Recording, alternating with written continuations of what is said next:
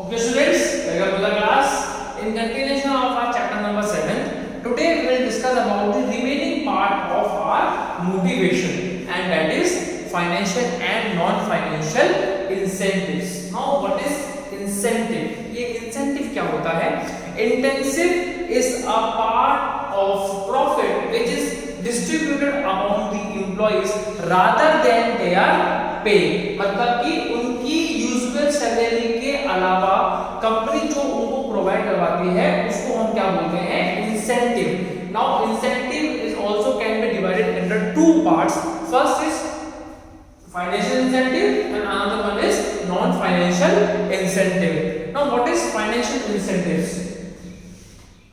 When company is providing them the incentives in terms of monetary benefits, then it will be known as financial incentives.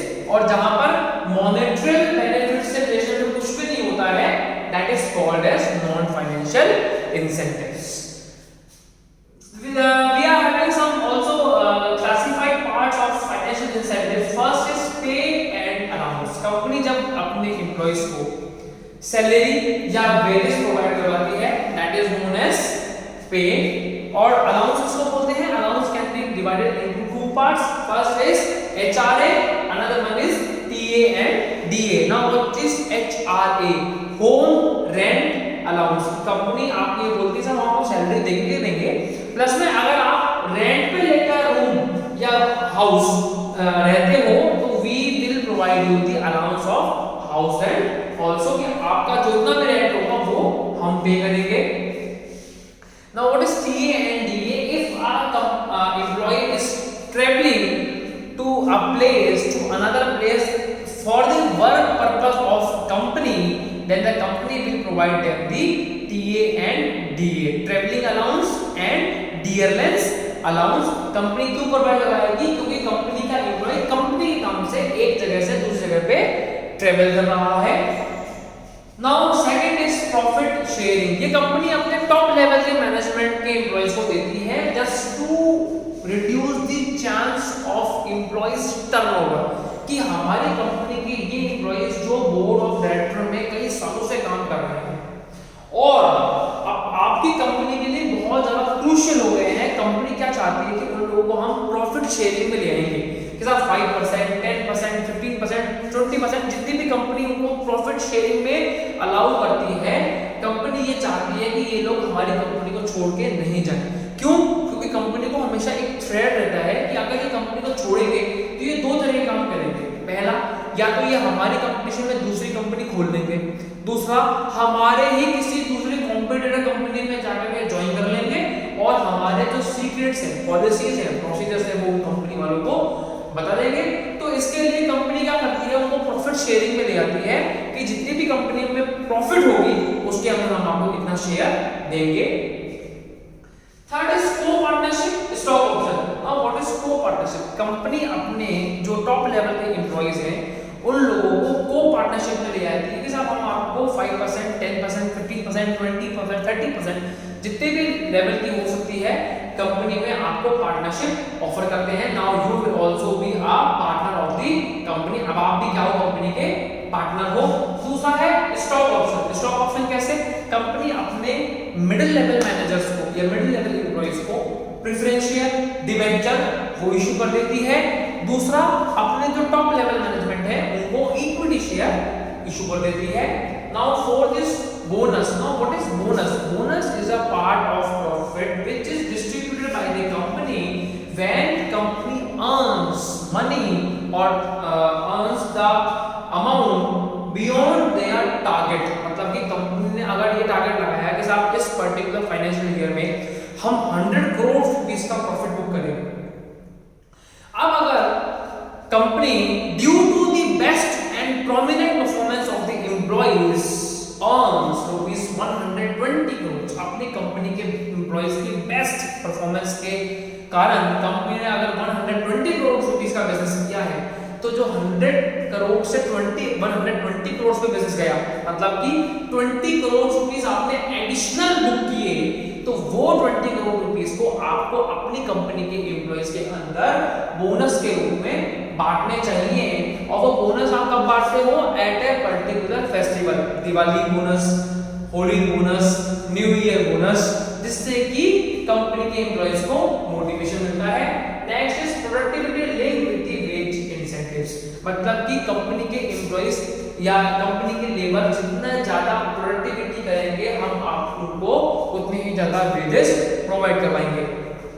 से for example अगर company के जो employees हैं उनको target मिला हुआ है कि साहब आपको एक दिन के अंदर 50 यूनिट्स प्रोड्यूस करने हैं, अगर आप 50 यूनिट्स प्रोड्यूस करोगे तो we will provide you 500 rupees for a day, कि हम आपको उस दिन के लिए 500 रुपए प्रोवाइड करवाएंगे अगर आप 50 प्रोडक्ट्स को प्रोड्यूस कर देते हो। अब अगर किसी दिन कंपनी के एम्प्लॉय ने अपनी बेस्ट परफॉर्मेंस के चलते उस दिन 70 यूनिट्स प्रोड्यूस कर दिए तो कंपनी की रिस्पांसिबिलिटी है कि उसको उस दिन 700 रुपीस दिए जाएं due to his increased productivity.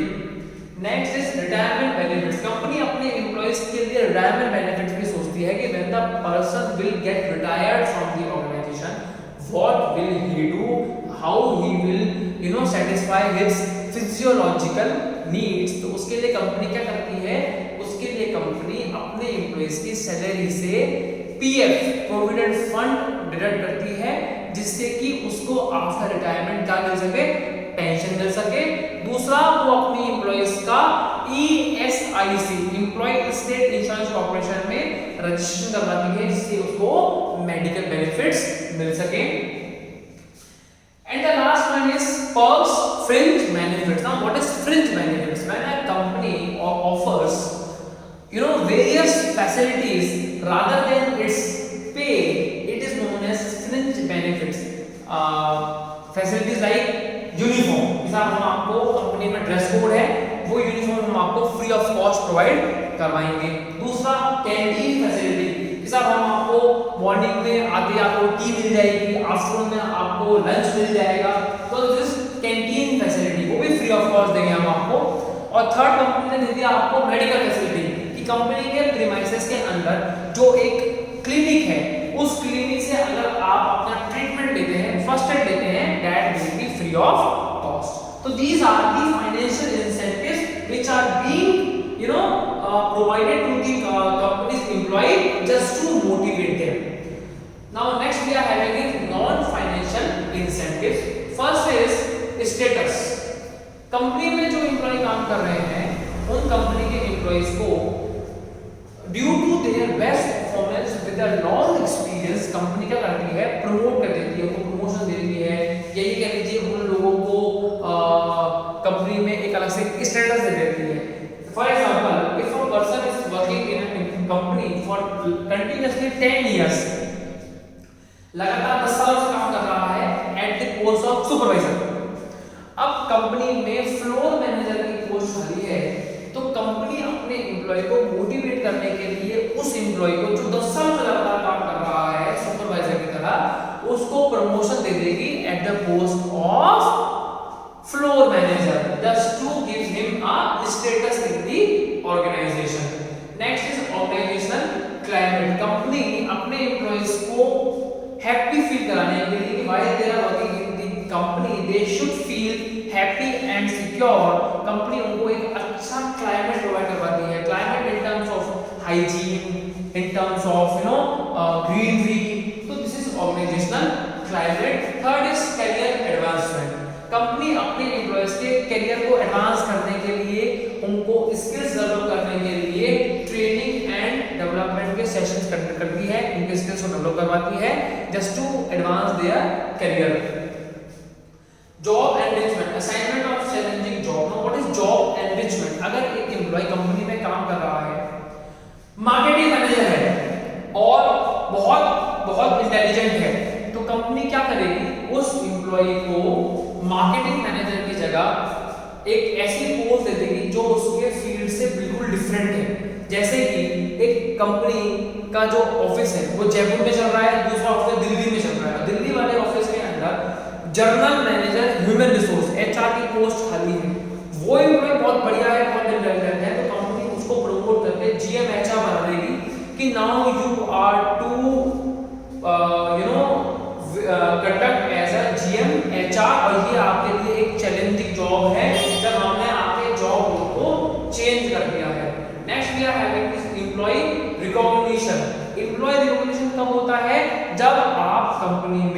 बहुत अच्छा काम कर रहे हो और आपकी कंपनी ने आपके टैलेंट को आइडेंटिफाई करके आपको employee of the month, employee of the year ऐसे अगर कोई टाइटल दे दिए, आपको रिकॉग्नाइज कर दिया, उससे आपके मोटिवेशन को बूस्टर मिलता है।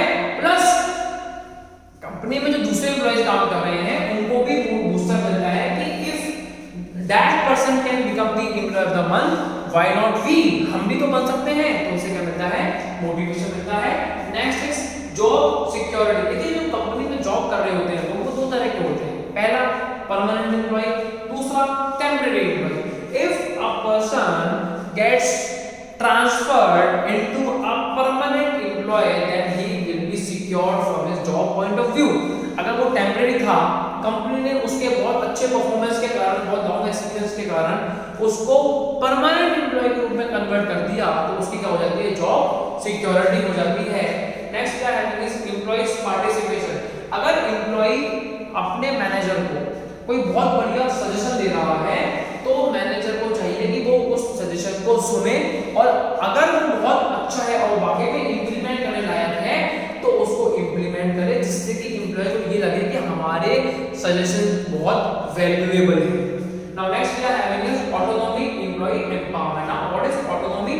ट्रांसफरिंग और delegating the power to the employee according to their level in their particular field. उनके लेवल, उनके रैंक के अकॉर्डिंग कंपनी उनको कुछ पावर्स डेलीगेट कर देती है जिससे कि वो अपने फील्ड में बहुत अच्छे लेवल से काम कर सके।